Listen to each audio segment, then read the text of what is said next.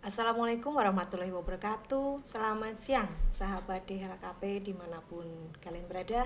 Semoga hari ini adalah hari yang berbahagia dan sehat selalu untuk sahabat semuanya.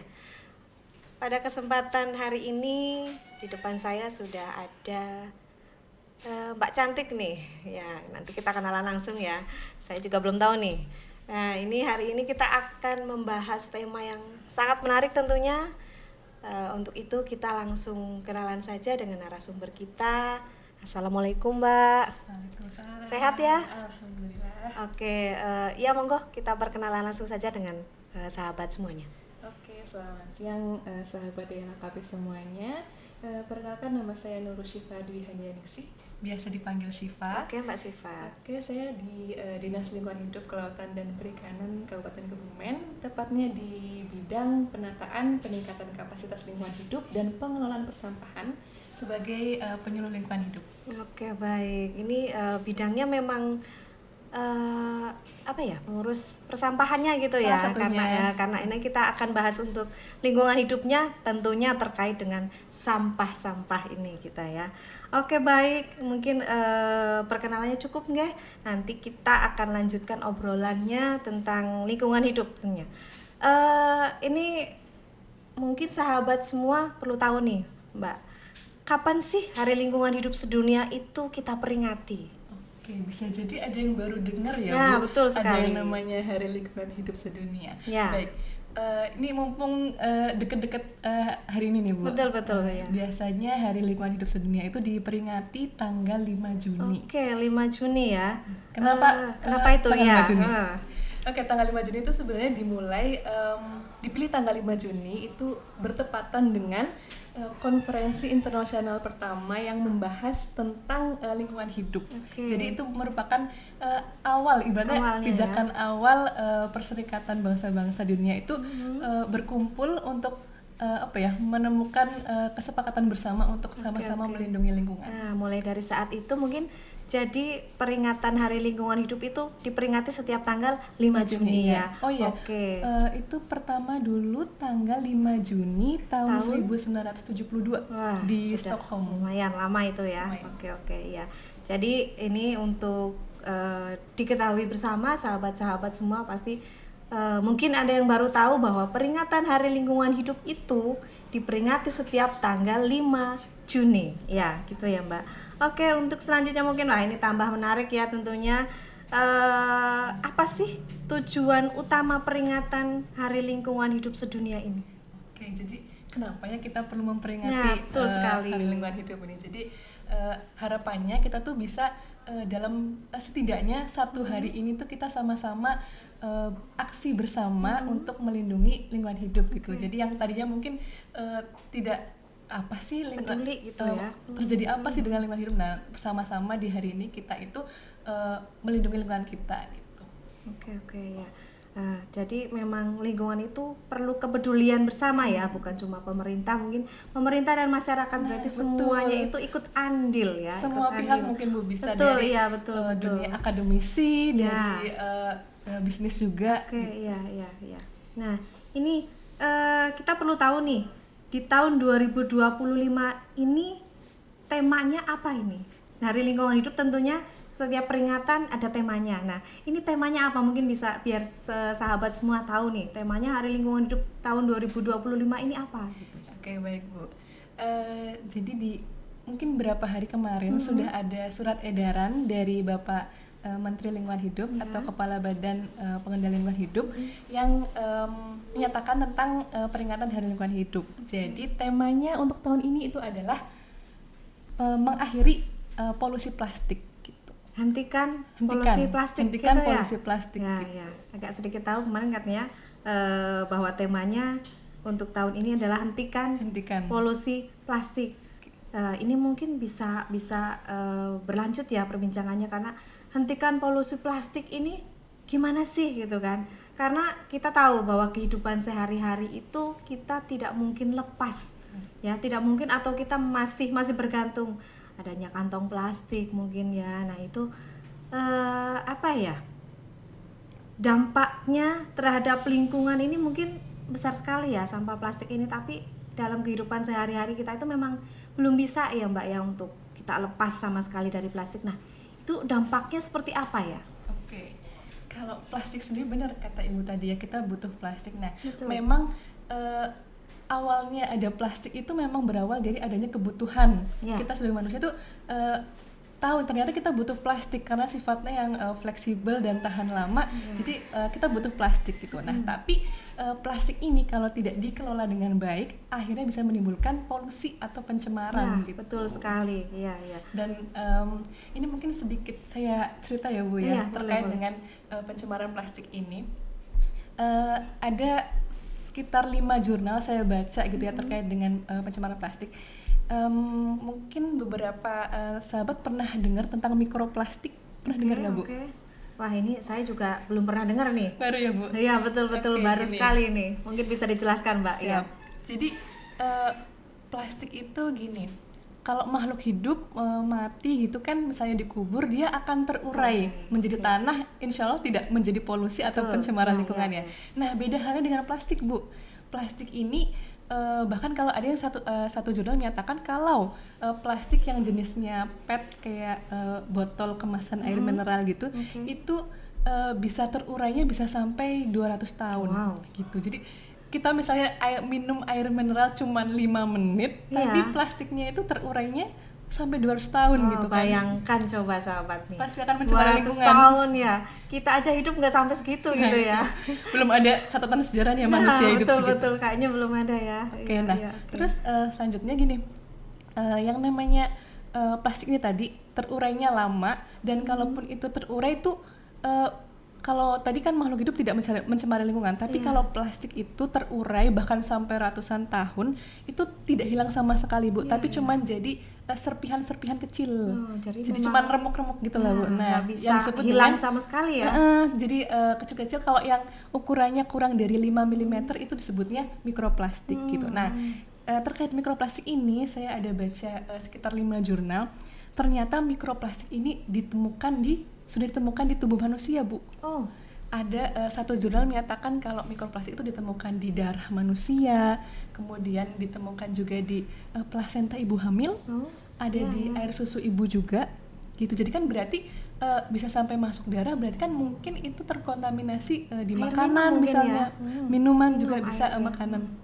Terus ada juga yang menyatakan mikroplastik itu ditemukan di paru-paru manusia. Nah, paru-paru kan pernapasan ya Bu. Iya, betul. Berarti bisa jadi dari plastik yang dibakar. Oke. Nah, itu ternyata asapnya mungkin ada mikroplastiknya dan terhirup manusia. dan pastinya mengganggu kesehatan nantinya Iya, ya. Ya, gitu. itu berarti memang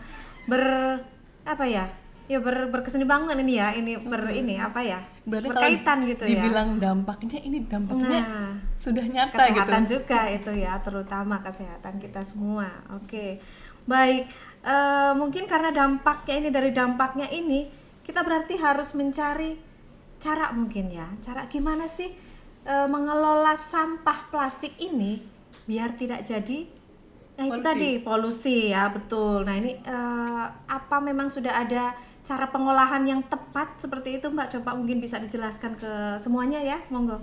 Oke, kalau bicara tentang pengolahan sampah plastik gitu ya, Iya. itu Ibu Tere mungkin ataupun sahabat LHKP semua pernah mendengar istilah 3R? Nah ya, Pernah ya Bu? sedikit ya, tapi mungkin kita butuh penjelasan yang lebih ya. Oke. Mungkin ada yang belum tahu, ada yang belum dengar gitu ya, kita 3R itu ya. yang pertama adalah reduce atau membatasi. Oke. Istilah gampangnya adalah sebisa mungkin tidak menghasilkan sampah. Meminimalisir mungkin gitu ya. Jadi sebisa mungkin tidak menghasilkan sampah. Contohnya apa nih?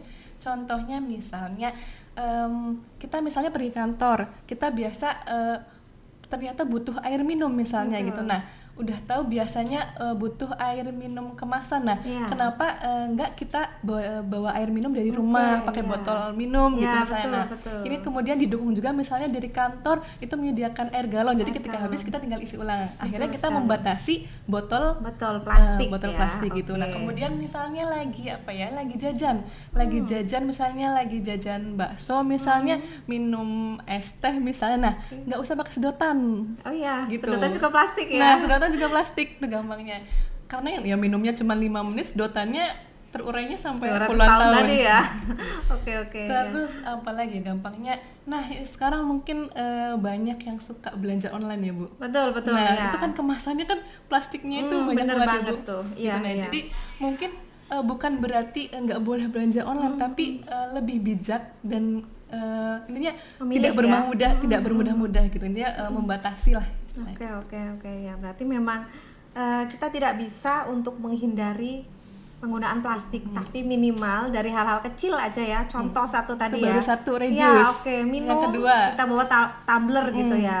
Kedua mungkin kayak ibu-ibu nih mungkin belanja di pasar mungkin. Nah, itu bisa bawa keranjang belanjaan sendiri gitu ya, yang memang bebas sampah plastik gitu betul, ya. tote bag itu. Nah, betul sekali ya. Sekarang mungkin di pasar-pasar tradisional atau nanti di kayak minimarket gitu mungkin sekarang sudah menyediakan juga untuk kantong-kantong yang ramah lingkungan gitu ya, mungkin seperti itu. Itu tadi yang pertama Ibu apa? Reduce ya. Ya, betul. Masih ada lagi ya, Masih silakan. ada. Yang Betul, kedua ya. itu reuse itu memanfaatkan kembali. Jadi memanfaatkan kembali ya intinya gimana pertama kita mulai dari memilih produk yang sebisa mungkin bisa dipakai ulang gitu. Kemudian contohnya apa? Contohnya misalnya kalaupun misalnya kita pakai tadi misalnya belanja ternyata lupa bawa kantong belanja, terpaksa berarti harus pakai kantong plastik. Sebisa mungkin kantong plastiknya dipakai lagi gitu. Itu jadi nggak dibuang begitu aja gitu ya. Ya betul. Nah terus misalnya lagi kita ternyata lupa bawa tumbler, harus minum kemasan gitu kan. Sebisa mungkin juga dimanfaatkan kembali. Contohnya botol minumnya dibikin itu biasanya apa ya Bu? Pengganti pot tanaman. Iya, itu betul. termasuk tindakan reuse atau memanfaatkan kembali. Ya, jadi nggak dibuang percuma gitu langsung buang tempat sampah gitu kan ya. Berarti bisa dimanfaatkan mungkin untuk menanam sesuatu ya. Nah itu mungkin bunga atau apa buat ibu-ibu nih yang di rumah suka tanam-tanam nih, mungkin tanam cabai. Nah ini ada gerakan tanam cabai juga nih, mungkin bisa kayak mungkin galon itu bisa digunakan untuk menanam cabai di rumah. Karena kebetulan ini kemarin ada surat edaran nih, gerakan tanam cabai itu dalam satu rumah minimal kita punya 5 pohon cabai gitu kemarin ya. Jadi ini berkaitan ini Mbak, jadinya termasuk untuk lingkungan hidup juga. Satu juga ini untuk ketahanan pangan bagi rumah tangga gitu ya. Itu yang kedua tadi. Oke, masih lanjut lagi ya. Oke. 3R, R yang ketiga itu recycle atau daur ulang gitu. Nah, kalau tadi mungkin ada sahabat LKP yang saya nggak suka tanam-tanam atau misalnya saya nggak bisa nih kerajinan kayak gini. Nah, itu diapain? Bisa juga ini didaur ulang, bukan berarti kita sendiri yang mendaur ulang bisa. Misalnya seperti apa ya? Kerajinan plastik dibikin kerajinan plastik itu bisa seperti dibikin tas gitu juga daur ulang Bu. Contohnya kalau mungkin teman-teman sahabat LKP mau lihat itu ada misalnya di bank sampah Bina Karya di Desa Bener Wetan Kecamatan Ambal tuh mereka sangat produktif itu yang saset-saset gitu Bu. Oh, dibikin tas-tas cantik gitu ya. Dibikin tas. Terus kemudian ada juga yang dari kemasan air minum itu dibikin piring kayak gitu. Nah itu termasuk tindakan. Sudah ada ya? Iya termasuk tindakan. Saya baru tahu nih malah kalau mungkin tas belanja mungkin sudah banyak ya. Gitu. Kalau tas piring dari, cantik itu dari apa itu Mbak? Ini kemasan botol kemasan air minum itu Bu. Air minum mineral itu. Oh iya saya malah baru tahu juga ini.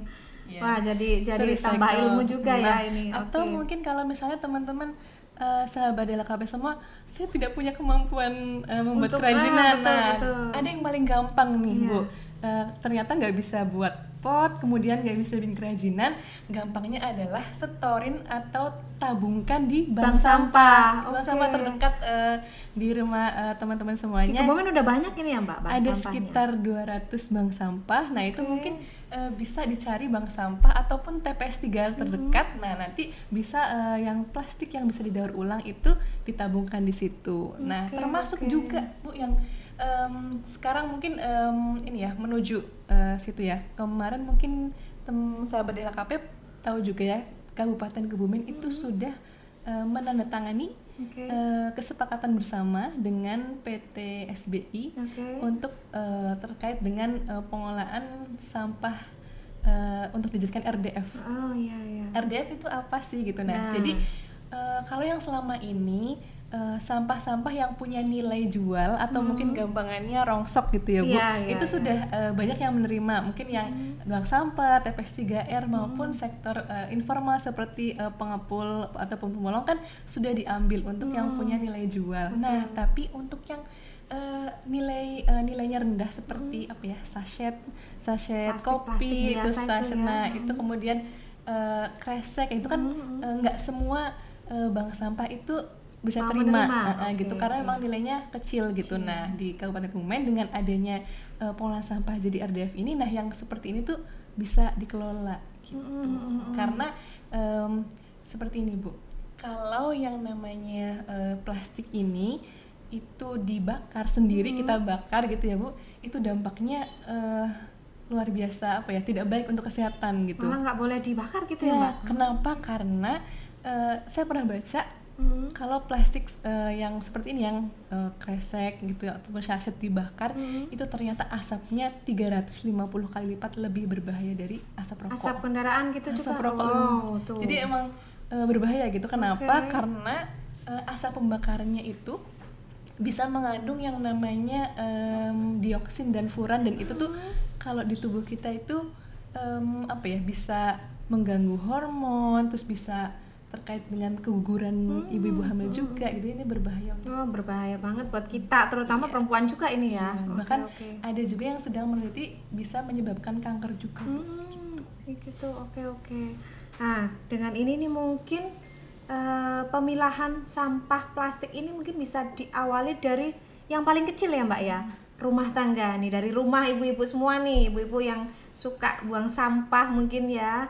Kita harus memisahkan mungkin sampah plastik dengan sampah yang non plastik gitu ya. Mungkin kayak sampah rumah tangga kan banyak tuh, mungkin ada sayur yang Sisa enggak ini sayur. atau nasi yang enggak ini kemakan gitu ya. Nah, itu mungkin bisa dipisahkan mulai dari sekarang gitu ya. Karena dampaknya apa? 200 tahun yang akan datang begitu ya, kira-kira sahabat. Oke Mbak, ini menarik sekali perbincangan kita hari ini. Mungkin gini, peran pemerintah dan masyarakat ini mungkin dibutuhkan sekali dalam mengurangi sampah plastik ini ya.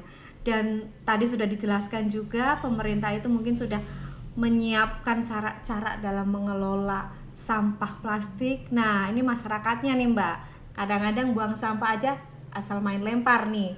Nah, itu mungkin ya bisa hadir di sini, di pemerintah itu dalam mungkin himbauan, edaran gitu ya.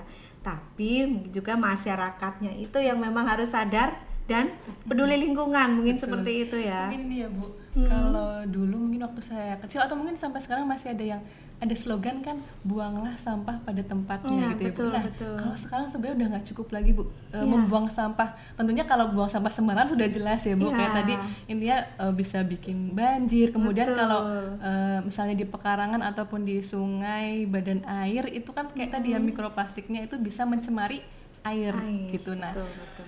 tapi ternyata dengan membuang sampah di tempat sampah atau pada tempatnya saja itu nggak cukup. Kenapa? Karena itu tadi terkait dengan pengelolaannya gitu. Seperti yang Ibu bilang tadi, memilah sampah. Nah, sekarang harusnya kita mulai dengan cegah atau batasi tadi sebisa Betul, mungkin tidak betul. nyampah. Betul. Kemudian kalau sudah terpaksa nyampah, dimulai dari memilah, dipilah, betul. dipisahkan Iya. gitu. Karena yang namanya sampah kalau terpisah gitu, misalnya ada plastik, kalau dia nggak campur sama sambel atau apa kan sebenarnya tidak jorok ya Bu, Iya, tidak, betul. nggak istilahnya nggak jorok lah istilahnya gitu Iya, ya, iya, gitu. iya. Mulai dari memilah sampah sehingga akan memudahkan proses yang berikutnya. Oke. Kemudian setelah sudah dipilah, kita olah. Oke, Olahnya dengan cara tadi melalui bisa diolah sendiri Ya. ataupun melalui bank Bank sampah. sampah, oke. Nanti yang akhirnya kalau bank sampah yang tidak laku jual juga bisa dikelola oleh pemerintah melalui RDF. RDF itu tadi. Nah, dari perbincangan hari ini tentunya sahabat DLHKP semua minimal sudah paham, sudah memahami apa yang dijelaskan narasumber nih. Bagus sekali nih dalam rangka peringatan Hari Lingkungan Hidup. Sahabat jadi tahu semuanya apa temanya, tentunya cara-cara mengolah sampah, Terima kasih sekali nih Mbak Siva sudah hadir di sini bersama kita memberikan pencerahan dan ilmu tentunya. Nah, temanya untuk 2025 ini hentikan polusi plastik. Nah, ini tentunya jadi PR untuk semuanya dari semua lini ya Mbak ya. Jadi tidak cuma pemerintah, semua masyarakat harus ikut andil dalam peduli lingkungan hidup tentunya dengan Bukan cara berarti ini ya Bu, ya. bukan berarti tidak boleh pakai plastik, Betul sekali. tapi harus dikelola dengan sehingga baik, tidak, meminimalkan juga ya. sehingga tidak menyebabkan polusi atau pencemaran. Baik. Terima kasih Mbak Siva kehadirannya. Oke, sahabat DLHKP semua, terima kasih yang sudah menonton dan hadir untuk acara kita hari ini. Sampai ketemu untuk acara-acara berikutnya yang tentunya lebih menarik lagi. Demikian sahabat, terima kasih, selamat siang dan wassalamualaikum warahmatullahi wabarakatuh.